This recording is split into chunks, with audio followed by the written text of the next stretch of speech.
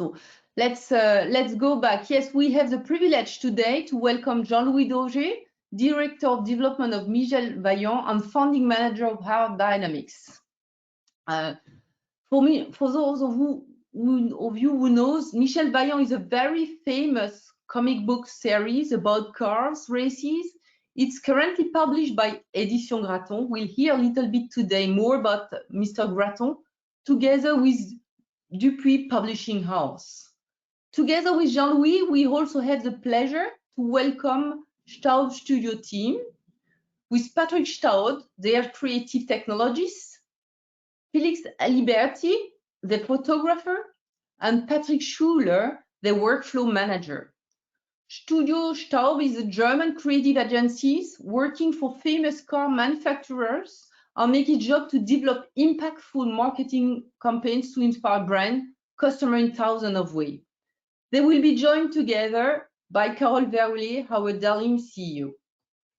But before going further, I would like to share with you a little bit of housekeeping. So you can see on the panel aside of the webinar a section where you can ask questions.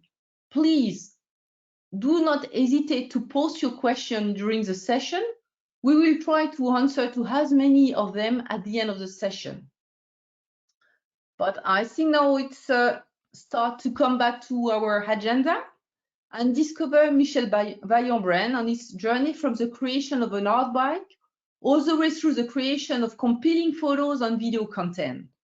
Jean-Louis will disclose us today a little bit more about the fantastic world of motorsport, wonderful car and motorbikes, and how moving from imagination to reality. STAUD Studios on its side will share with us their secret to create amazing photos and movies that contribute to develop impactful and inspiring experience, tuning brand dreams into reality. Let's now dive into this world of racing and adventure, discover how creating personal and trustworthy experience. Let's welcome Carole Verlet, our DALIM CEO, for a short introduction. Carole, it's now over to you. You should have the full control of the screen. Hello, Carole. Yes, thank you very much for the introduction, Isabelle. Welcome, everybody. Good afternoon, Europe. Good morning, America. We're very pleased, actually, to take you on a little journey today. And let me start by showing you where we could have been. We could have been in New Orleans, so the empty streets that you just saw. That would not have been very fun. And since this year, we could not take you to an exciting place like Lisbon last year or Nashville, where we were a few weeks later, we decided to put our duo program on air, meaning we are actually calling on the speakers that probably would have joined us in New Orleans to tell us about their stories. So one of them, and the first of that series, was in Chicago. And since Chicago, about 1 month ago, we've been moving to different cities. So in America, we've basically taken you on a virtual tour from Chicago to New York to Orlando and Minneapolis. And right now, we also are taking you on a tour in Europe. I mean, from our offices in Kiel to Stuttgart, where we will be in a minute, or close to Stuttgart, Leonberg, to Paris, to Munich, to Annecy, where Jean-Louis is going to call us from, London, and also Strasbourg. Now, why are we doing this? We're doing this because usually when we are discussing in Duo, we discuss tendencies. On the left-hand side of this slide, you see the stores the way they used to be when our baby boomers parents actually were around, where you need a product, you go to the store and you buy it, and the store is in charge of everything. Today, people are buying and they are shopping, especially in COVID times, 360 degrees, and this is actually what you see on the right-hand side. If there is anyone that has not been ordering online during this COVID crisis, I would like to be introduced to him. But I guess we all ordered things online, and it's only right. So from that Salesforce research paper that you can see, this second slide, is actually dividing our different shoppers, different consumers into 4 categories. The baby boomers we're talking about on the left-hand side, which are basically the people that were born before 1960. On the right-hand side, people that are 20 or in their 20s now, the Zers, Generation Z. And everywhere in between, in the millennials, were the ones that are 20 years old in the year 2000.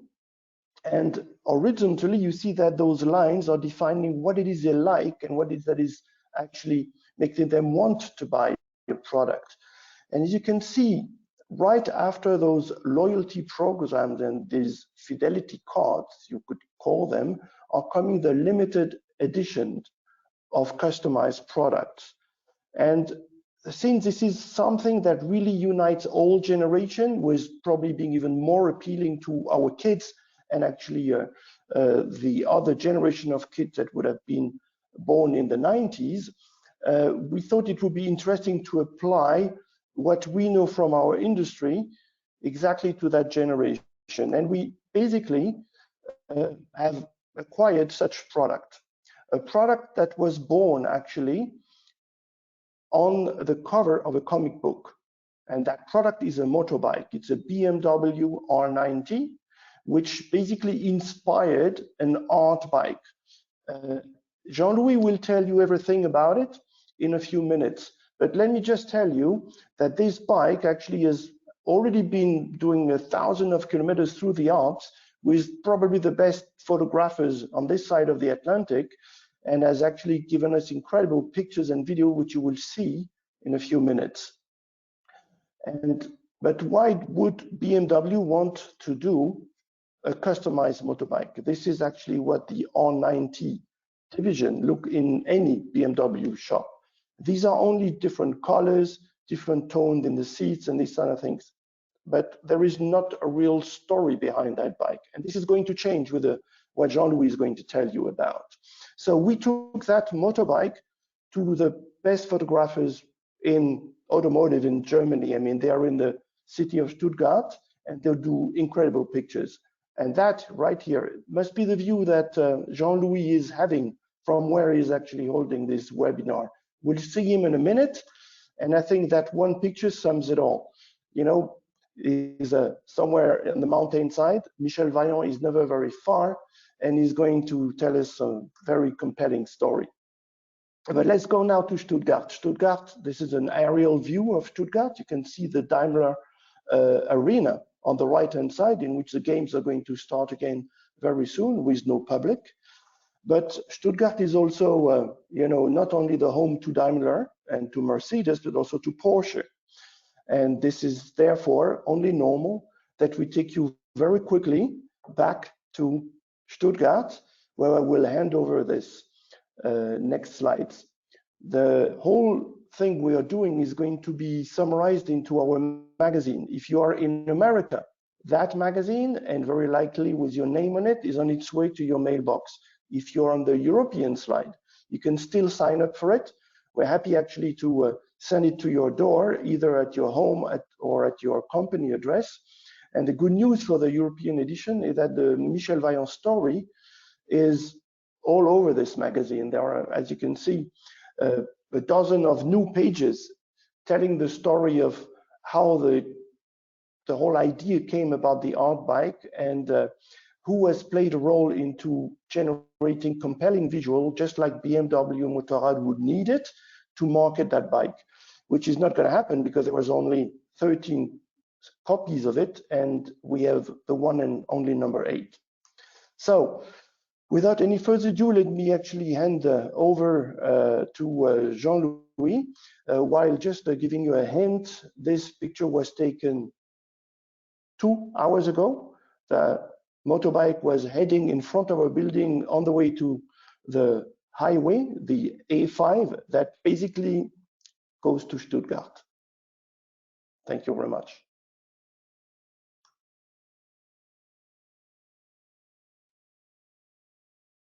Back to you, Isabelle. Hi, Jean-Louis. So you should have now the full control. Thank you, Carol, for your introduction and for sharing with us those interesting slides about the new way of consuming and pushed by the COVID-19 situation. Jean-Louis, I think now it's over to you. Let's go and dive into your fantastic world of Michel Vaillant. Yes, we can't wait anymore. Oh, thank you very much. Welcome and welcome in this world of Michel Vaillant. I'm very pleased to be with you today. So Michel Vaillant is a fantastic story, as you will see in the next slides. The first thing maybe you have to know, normally it should change the page. Yes, great. The next one.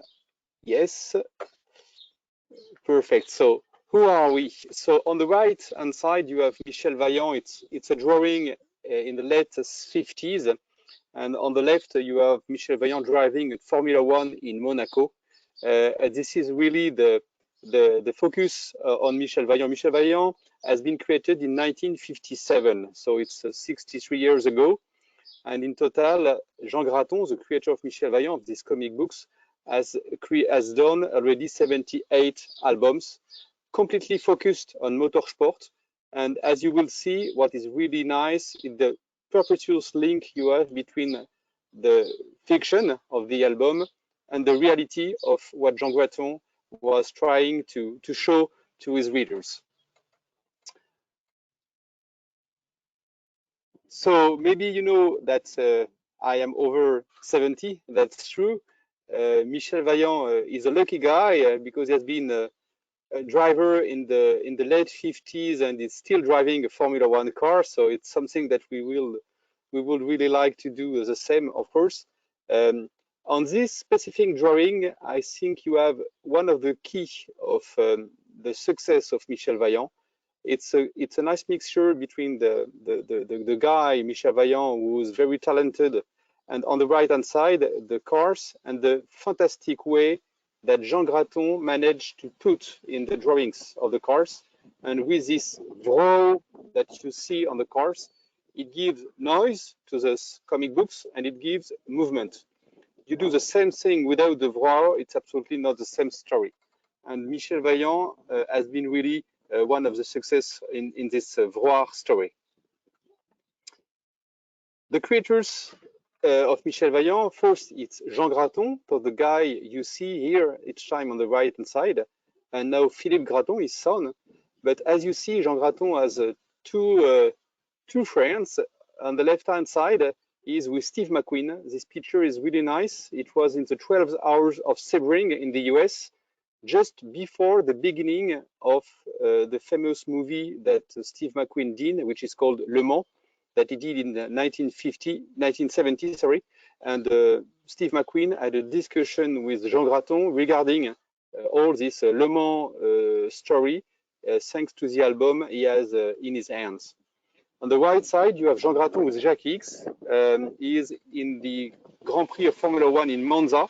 And what is nice is that Jacques X, since the beginning, has been really a reference for Jean Graton to be absolutely accurate in the drawings and to be as close as possible to reality.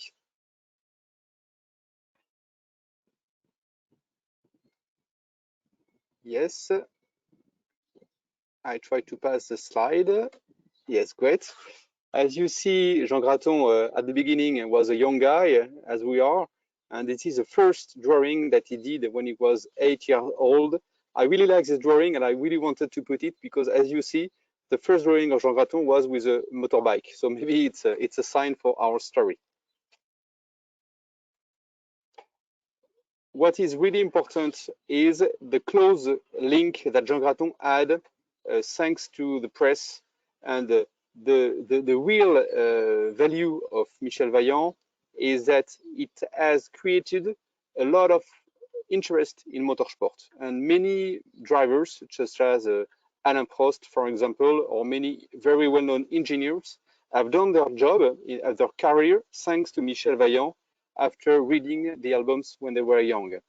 And it's something that Jean Graton was really proud of. And you see here Jean Graton, the first time he has been in the 24 Hours of Le Mans. On the right, you have the wife of Jean Graton.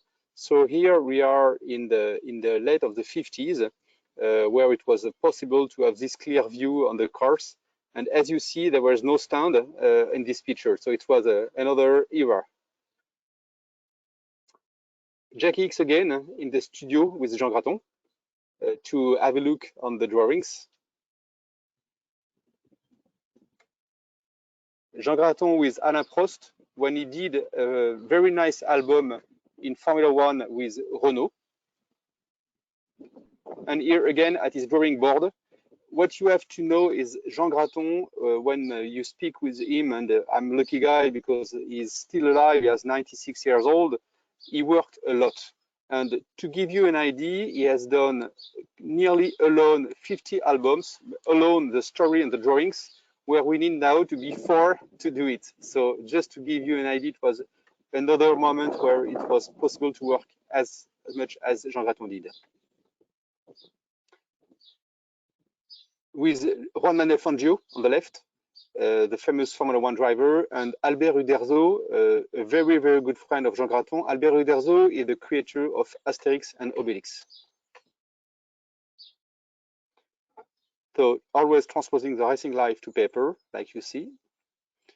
I like this picture on the left because it was in the end of the 90s, the first time that we had a racing car with Vaillant on it. It did the 24 Hours of Le Mans, and on the right, you have a picture where the first time I presented to Jean Graton with his son the Michel Vaillante R strips, which are these big screens like you see, and we'll come back again on this. As I told you, what I really like with Michel Vaillant is that on one side, regarding marketing, we have all the vintage of Michel Vaillant with the 50s, 60s, and all these moments and drawing of Jean Graton. And on the other side, you have the reality of the albums. And for instance, this car has been in the 24 Hours of Le Mans in 2017, and with a huge success. And it was called really a Vaillant Rebellion, beautiful car.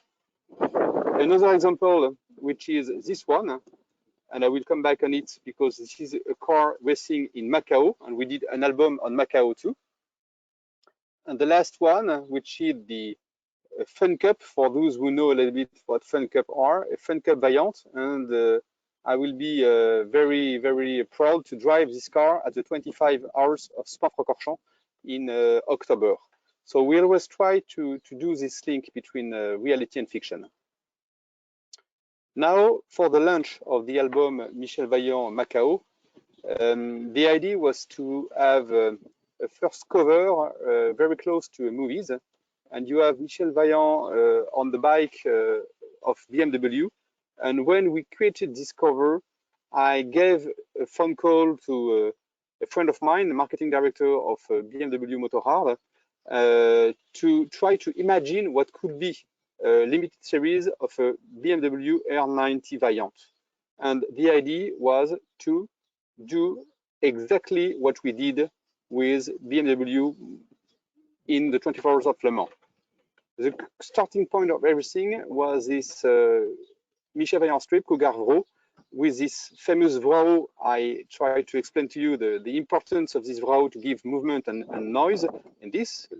Maybe you noticed that Carol has a Cougar Vro fine art paper on the screen just behind him, a very nice art painting. And we tried to use this to put it as a cover on the tank on the moto, and it was a way to put a Vrao on it. And you see here Jean Graton signature too. And the point with the link with this was to try to do art bike, just like BMW did a lot of art cars. And this time, this was the idea. And this is the first industrial photo shoot. You will see after images much nicer, but the way you have hit was really to focus on this art bike and to use the number 13, which is a very important number in the story of Michel Vaillant. Now, last but not least, I cannot tell you everything. I think it's going to be a next webinar.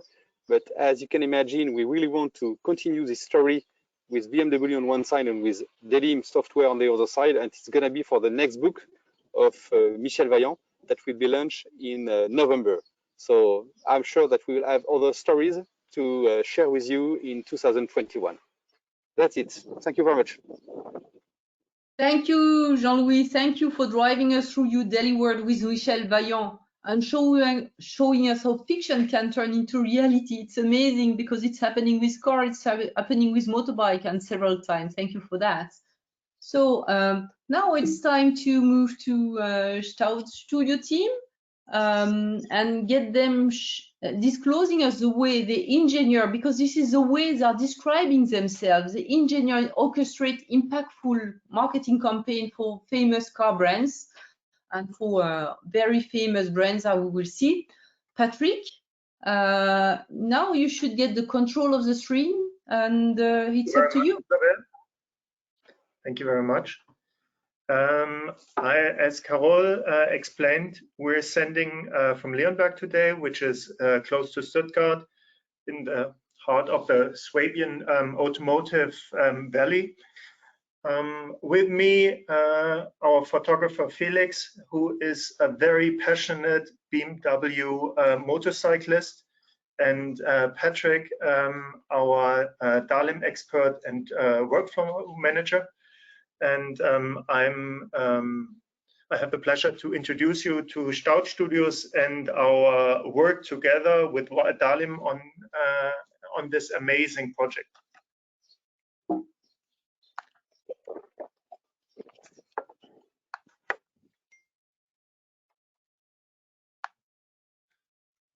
Isabel, it's not clicking yet.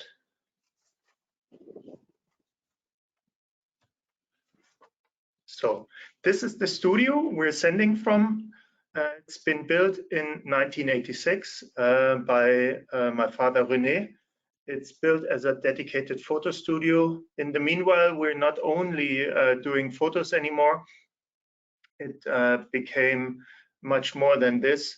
Today, we're working in all different fields of content creation, and also working as an advertising agency for a few of our clients. This is the inside view. We're currently in one of the meeting rooms in the first floor. You can see we have more than 400 square meters of production space to do inside shooting. This is how it all started in the STAUD Studios with studio photography. Today, we're not only doing studio photography anymore, but also a lot of other things. This is how René got famous for.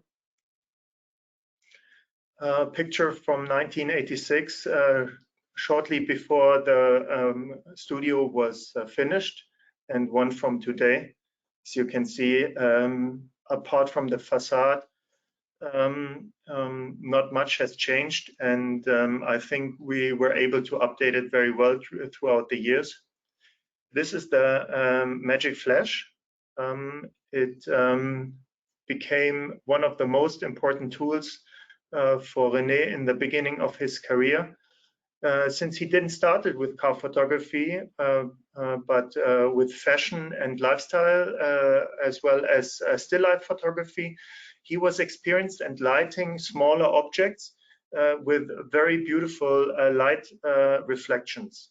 And this kind of reflection he wanted to adapt to car photography. Since there was no light at this time, which was so big to make a reflex, like a reflection all throughout the car, he said, I need to build one. And he built these kind of flash tubes up to a range of 9 meters, which you can see on this picture, to make a continuous reflection on the surface of the car throughout from start to end. And this also gave a huge impact on his style of studio photography that was always very precise, and that was obviously very much loved by clients here in the region, like Mercedes and Porsche. and up to the far end of China, where he had clients from in those days. But as Carol said, it's all about storytelling, and storytelling was also important in the early days. Example from 1988, where he brought a background from the Caribbean and created, today we call it 2.5D sets, but we do this in 3D. In these days, we still did it in a real photography with a real foreground and a backplate, which was on a big cardboard. Innovation in the 1990s was having moving photography inside the studio with rig technology. This was also the era when we first started to do digital post-production, which was necessary to retouch the rig and also to do other picture manipulation in a digital way.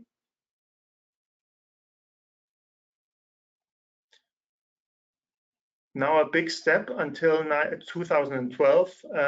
In the meanwhile, we started to do film productions as well, and it became even more popular to combine all those different production methods to then be able to do something what we call a smart production of integrated photo and film. This car, a lot of car enthusiasts might know, we went to Namibia to shoot it. This is one of the examples of a very successful combination of different technologies. 2014, we were approaching more and more also clients in terms of giving them a complete creative offer. This was our first campaign for the C-Class in 2014 for Mercedes-AMG as an integrated agency of not only production, but also all the creative. And today we're offering different sorts of content from all different fields. Also in departments like interactive that do applications based on game engines or web portals that support us in the storytelling of the products of our clients. We've always been very product focused, and a good example also is the Beast of the Green Hell campaign, which we did in I think 4 years ago. Which might be widely used among car enthusiasts.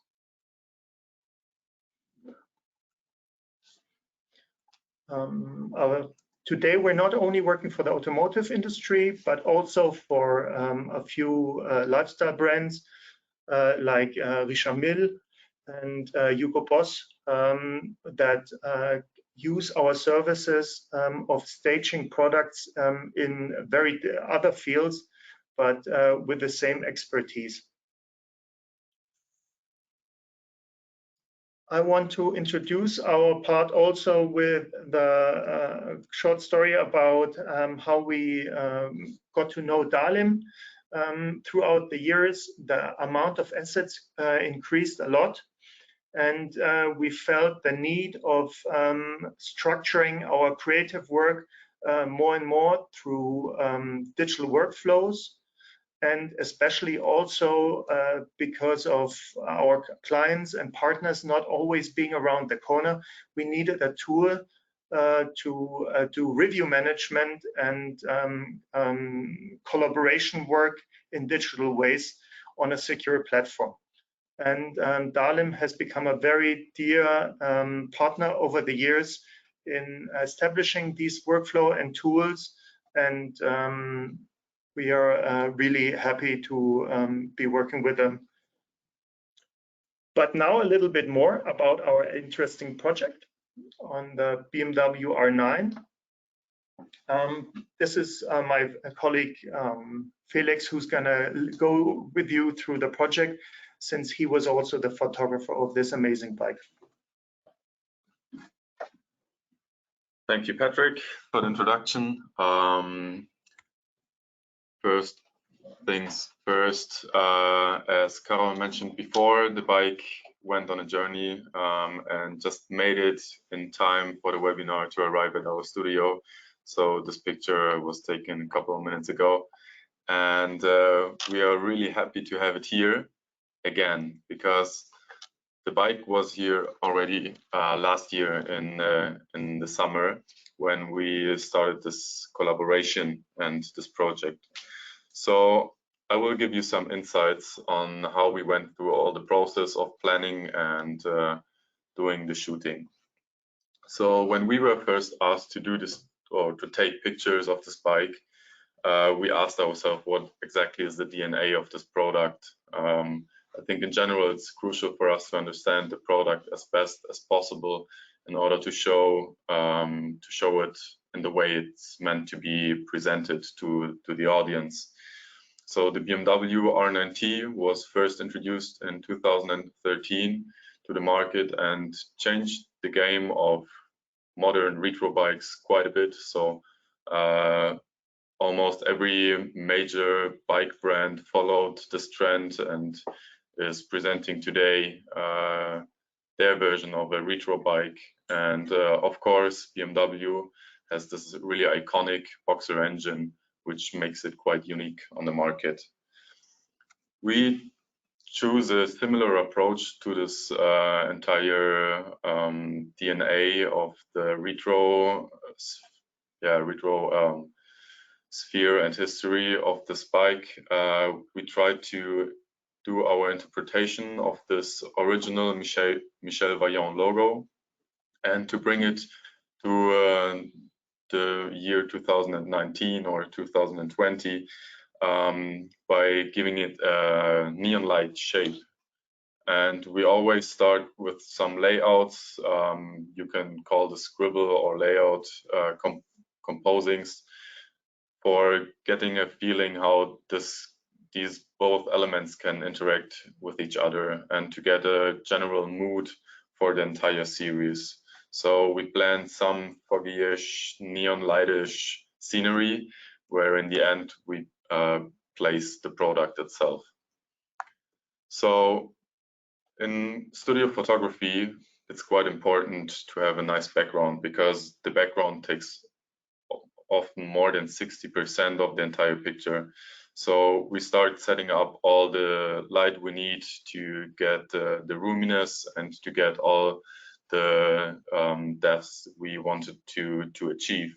After that, we think about the product itself. So bikes and cars, or in general, bigger products they have a lot of different materials, such as glossy paints, matte paints, leather, all kinds of rubbers and plastics.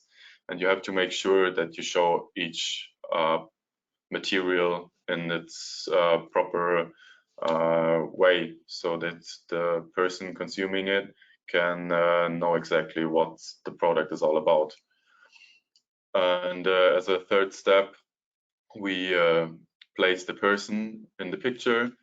This might help the viewer to get a feeling for the proportions of the bike and gives us a scale to the entire room, so you know how big the product will be itself. In the end, we choose very traditional perspectives for the bike, the 3/4 front, which shows the entire bike, classical side shot, and front shot, which shows the very characteristic boxer engine from BMW, and the vertical shot, which really brings to life the graphic on the tank.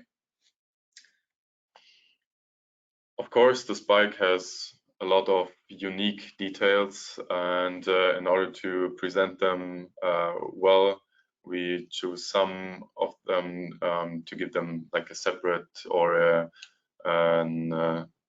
standalone picture to get all the important information. So obviously you have this graphic which Jean-Louis explained before on on the tank, and all the Michel Vaillant logos with the number 13.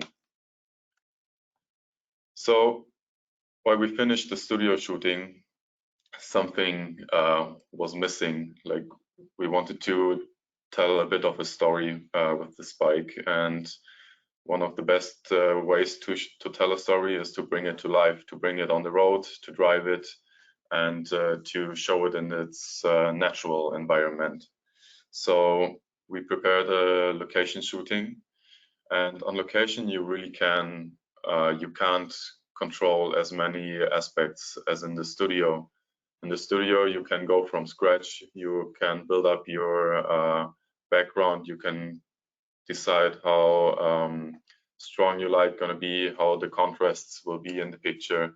On location you have to deal with a lot of very different things that you can't control, but still you have to be prepared. So we prepare a mood board. It's kind of a list we can stick to, even if in the end or in the process of the shooting it's gonna change a bit. But even to sell it to the client, it's always important to transport the general feel of the pictures you want to take. A thing you can control is obviously the styling of the driver.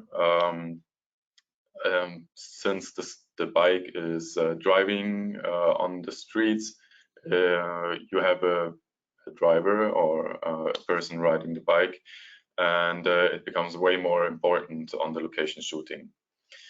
And probably the most important part about the location shooting is the location. So we choose the San Bernardino Pass in Switzerland, which is very good for two reasons. One is that you can reach it really quick from our studio. It's up to a 4 hours drive, quick and easy. And you have a lot of different locations. You got some visual variety within a very short range. So you can move from one set to the other in a short amount of time. So we prepared as good as possible. We chose some locations we wanted to check out the day before, and it really comes to life when you're on set. So one of the most important times before the shooting is the recce. So the recce is usually the day before the shooting. You can check all the locations that you wanted to shoot, that you maybe did the research on Google Maps for, and there you can see if there are any roadworks, if there is reasonable traffic, or if you have maybe inconveniences that maybe can make it way harder than you expect or way easier. One thing that you can see in these pictures is that the weather wasn't really good at the day of the recce, but this suddenly changed on the shooting day. So in mid-August on the San Bernardino at 7 a.m. we started our shooting day, and the scenery was beautiful. It was there were all the clouds coming from the northern side up the mountain, and the only struggle was the temperature. We had freezing cold, 2 degrees Celsius, which is not only challenging for the team, for the crew, or the gear, especially for the driver. It's a big challenge to drive at these cold temperatures. But fortunately, this changed over the day, and we were able to produce a lot of content. Since you can't control it that good as in the studio, you have smaller outcome of all the pictures that you take. We took around 3,000 images. We broke them down to 41 final pictures, and on the side we produced a 60-second clip that we're going to show in the end of my part. So I'll just go through the shooting. So here you can see the first results. It's really important to use always the right technique in order to get the motive that you wanted to. We mostly used DSLR cameras because of speed and precision. You get really good resolution out of these cameras these days. So they're really handy to use. You can do driving shots, you can do static shots, you can really capture the scenery and all of its beauty. You're really quick changing between detail shots, editorials, and bigger landscape establishers. We even used drones to get this amazing scenery. And in general, on location, the scenery takes a big impact on the storytelling. So you have a lot of motifs which don't show exactly the product. Maybe it's cut in half, like you can see on the left picture, or it's only a small detail in the picture. But it's very important to show the bigger story behind. And these landscape establishers are a key element to work with when you're on location. So finished our shooting day. We went through all the pictures and we were really grateful of what happened all day long and that everything worked out so fine. But photography is not a one-man show, so it's always a team sport, let's call it. It comes down to the people working behind this project. We have people caring about the logistics, about all the planning of the timing, the drivers, the technical assistants, and so on. So a big thank you to everybody who was involved in the shooting. And I think we're gonna have a quick look at the clip right now. I thank you very much, Felix and Patrick. Thank you. I really like the way you turn and you interpret the Michel Vaillant logo with the neon light and the way you were representing it. So yes, let's try to start and show and share the video you have prepared for us there. Let me start it for you.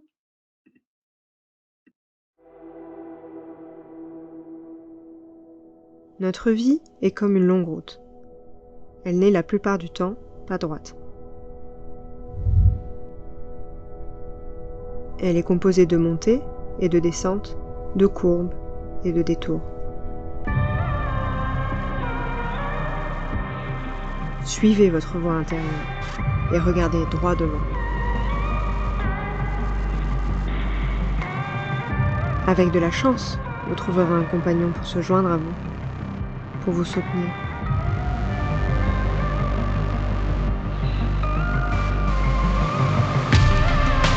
Deux parties d'un grand ensemble. Soyez ouverts à la beauté qui vous entoure.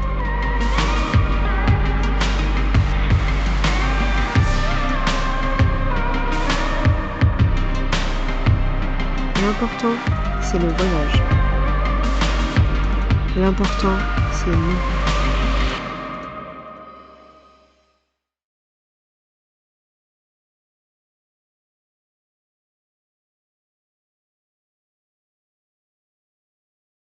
We're back now with you, Patrick. So I think you want to share a little bit more now about the magic underneath and the way to produce such successful campaign.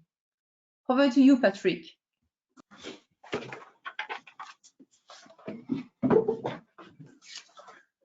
Yes, now I want to give you a few insights how we use DALIM at STAUD Studios.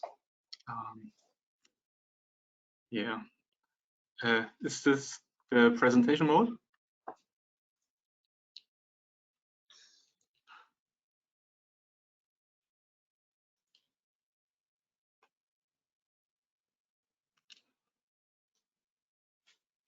Isabella, I think is that okay? You should get the screen moving. Yeah, that's fine for you. Presentation. I think we have the presenter screen streaming right now. Yeah. So we can see both slides, the actual and the. Sorry for that.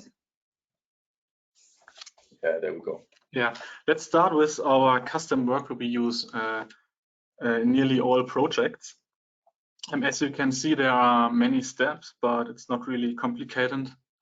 Important to understand. ES and our colleagues are accessing the same files on our storage. This means there are two ways to access a file, directly from the server or over DALIM ES. With this setup, even home office is possible, and it's very important in these times now. Also, this is why we decided to not render any production file through the preview generation tool. As you can see there, a moment.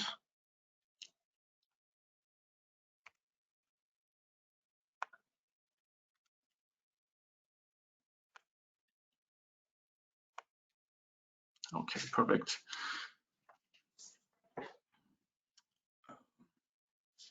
Yeah, because the proprietary files not working or even are too big and could clog the server, we decided to route them through a script which checks the file size and the type.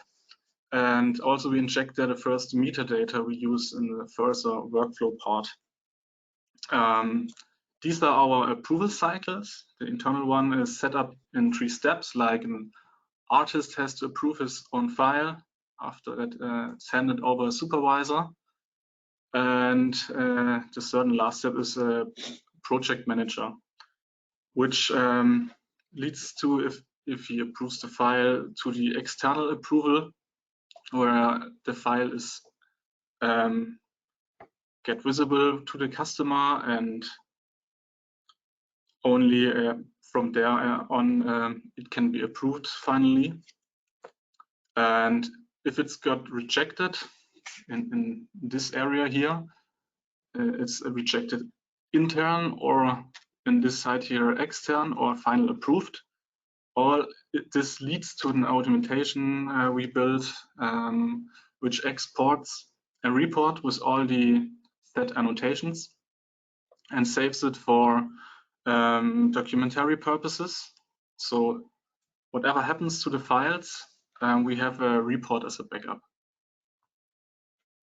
The most used tool is the dialog engine. It helps us with the color correct view, as you can see on the left side, and basic exposure, and on the right side here, a fully composed image.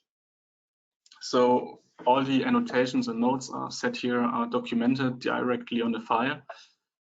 We are able to review the old versions and compare them, and retouchers are even able to tick off their made changes, so they see what they have to do. Yeah, and even the video viewer is a really helpful tool.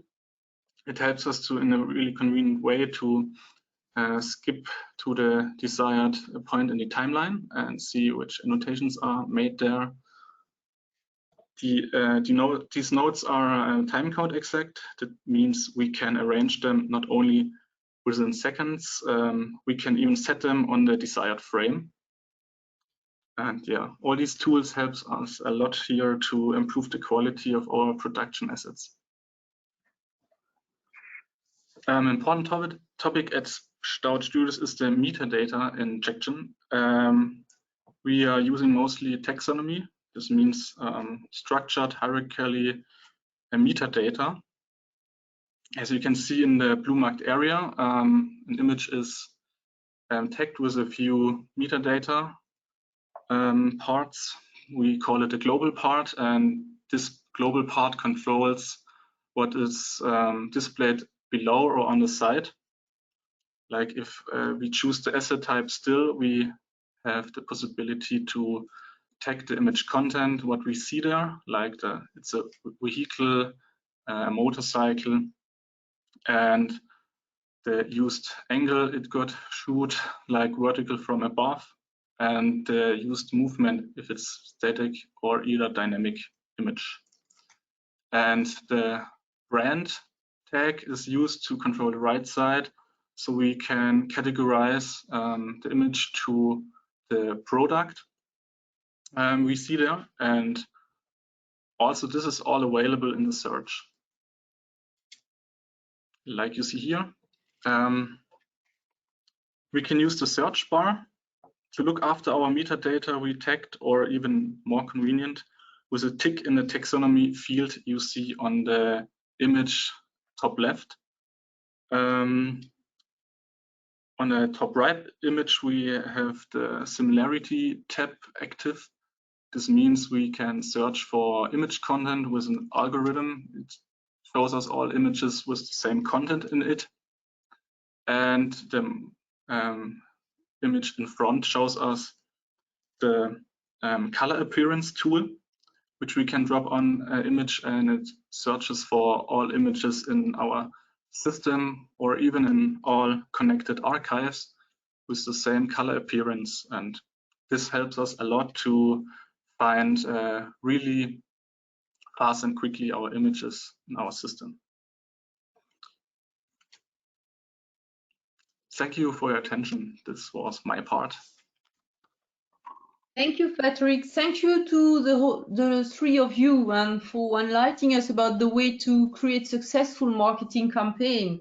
I now understand the way you're describing STAUD Studios with telling that you are engineering brand campaigns. So nothing is left.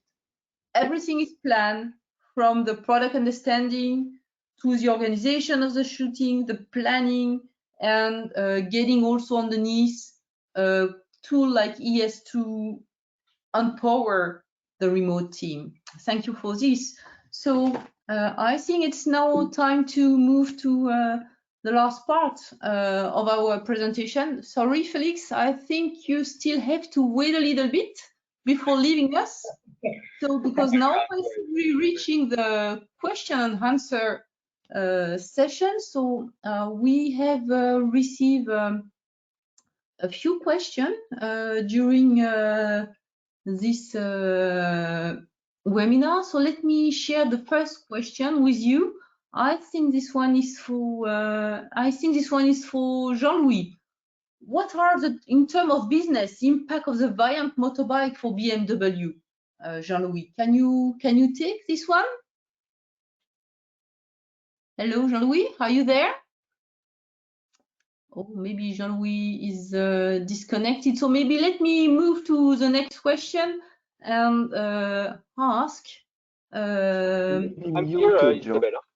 I'm Hello, here. Jean-Louis, you there? Yes, yes, I'm here. Absolutely, Oh, sorry. Okay, no, okay. No, So the regarding question. the business, that's it. Huh? Well, the point is that we wanted with BMW to have a very limited series. And at the beginning, BMW wanted to have a series of maybe 5 bikes only. I said, no, I think we really need to have at least 13 bikes. And to be honest, those bikes were quite expensive. It was 24,000 euros each, but they have been sold in less than 1 week. And Carol is one of the owners. So it has been a very nice success, but much more than this, it has been really nice success regarding social media for them. And what we just presented, and well, the beautiful pictures of the motorbike for us, it's real. We are very proud of this. And I would like to thank you for this fantastic job, Felix and all your team. I presented the logo that you created to Jean Graton, and he was very happy to see that it was possible to have his logo in the years of now. He created it in 64, I think, 1964. He did it alone in his studio. So no, it has been a huge success, and well, BMW would like to imagine a new bike. So I really hope to do it again with you guys. So it looks like you have a lot of projects to follow up to this first experience with STAUD Studio. Yeah, yes, absolutely. So let's move to the next question. I think this one is for STAUD Studios team. How much effort goes to the editing of picture in post-production processing? So I don't know how you want to pick up. Yeah, I will pick this up. Post-processing, I think nowadays is very important to photography. Even if there's, this creates less trust in the picture itself. Usually we don't use, or in this project, we did not use the post-processing for manipulating the pictures. It was more to give them more strength. Like on the product part in the studio, it really helped us to hide technical parts of the bike that you don't necessarily want to show. Even on the location part, maybe somebody noticed, we took out the mirrors and the number plate holder, which isn't really aesthetic, but it has to be on the bike when it's driving. So retouching helped us here and there to twist it just to make it a little more aesthetic. But the amount was as little as possible just to keep the natural feeling of the whole scenery. So in the studio shot, you can spend between maybe 3 and 5 hours for one of these shots.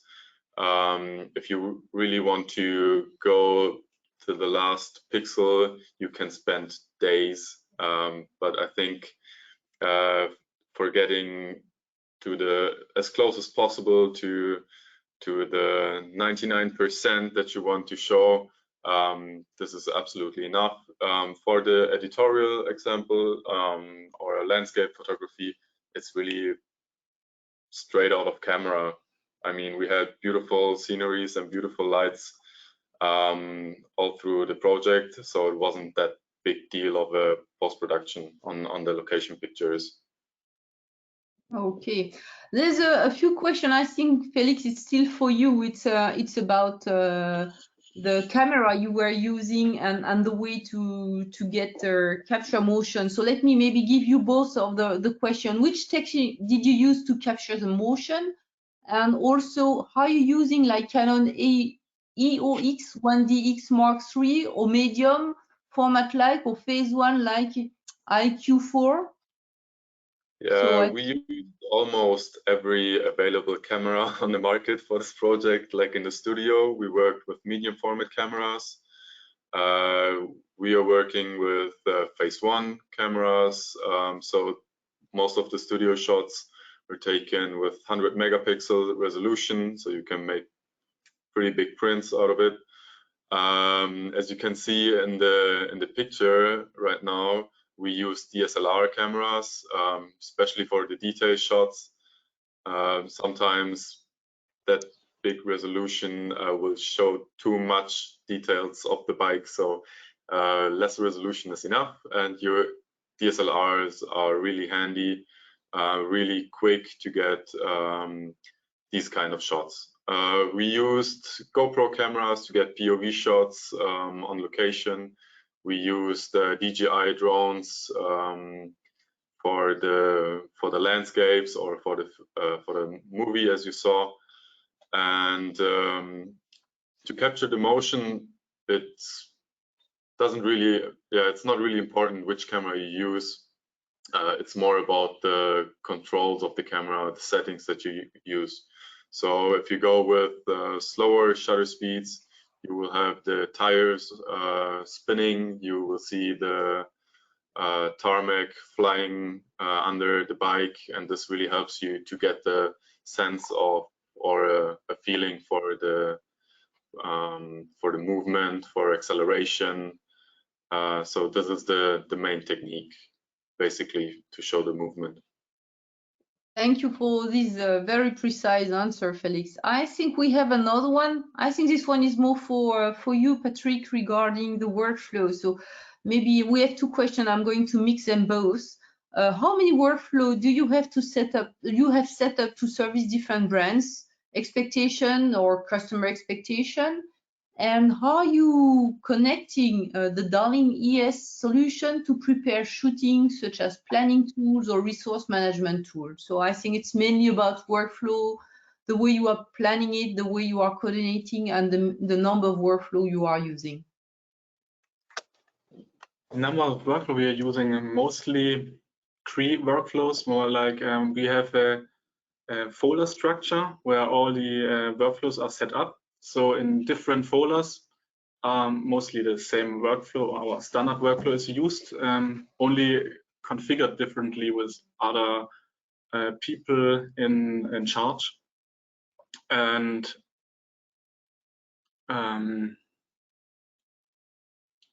yeah, this is all about the workflow. So we put much time in it to develop it to this point that we can use it for nearly all projects and all needs, and have only some small registration workflows, kind of not so important folders where only the files get registered in the software.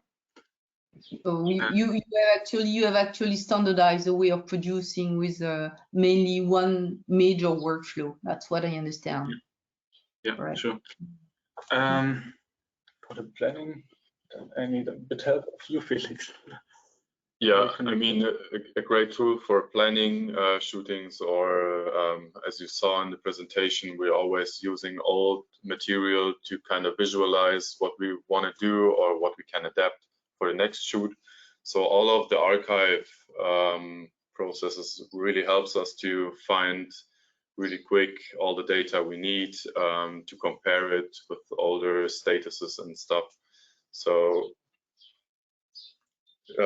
we can adapt this to our preparation workflow quite well, and it's yeah, there's a little bit of artificial intelligence which makes our life a little easier. Okay, thank you. I think maybe one last question because time is turning. I think this one would be for you, Jean-Louis. Can you give other example of brand collaboration with Michel Vaillant editions? Yes, of course. Well, the point is that we really wanted to have regarding marketing a brand positioning quite at high level, and we wanted to work with the best. So that's why we did this deal with BMW. It was important for us to be at this level. Regarding t-shirts, this is a good example where you see it's what I'm wearing here. This t-shirt, it's a nice story because we have done it with the two sons of Alain Prost. So it's just like a wheel. So Alain Prost was at the beginning of the story with Jean Graton, and now the two sons of Alain Prost created a brand which is called AJ's in Switzerland. And we did a partnership now for the last 3 years with this brand, and we are very proud of what we have done together. And the next partnership we're gonna do will be at the end of August. This is a scoop because you don't have it. Maybe you know this magnificent store in Paris, which is called Le Bon Marché. You know this store, maybe Le Bon Marché, which is a very big store in the center of Paris. Isabelle, we do a nice Isabelle only do the shopping over there. Yes, Isabelle, it's a big shop. It's a big shop, and it's a very high level luxury. And we'll have an exhibition here with some Michel Vaillant strips and a whole range of things with them. So what I can just say is that the next times, if you want to see what we do with Michel Vaillant, it's to visit us at the next 24 hours of Le Mans in September, because we're gonna have a booth here to present what we are doing. So next stop, if you want to meet us, will be in the 24 hours of Le Mans in September. Okay, so you have a pretty busy activity coming up in front of you. Yes, all we right. try. All right. Thank you to all of you. I think we are now reaching the end of this webinar, and I would like again to thank you all, Jean-Louis, both Patrick. Sorry for telling both Patrick, but Patrick and Felix for sharing with us today your experience and knowledge. Thank you, Carol, also for joining us today. I would like also to remind you, do not forget to participate to our Duo on Air series, and please register for our next session that will take place next week on the 26th with the exciting subject, what are the best kept secrets in marketing? Enjoy the last video I would like to share with you before the end of this meeting. I thank you again for taking time today, being with us, and I'll tell you, see you next week. Thank you very much. Thank you very much. Bye-bye. Bye-bye.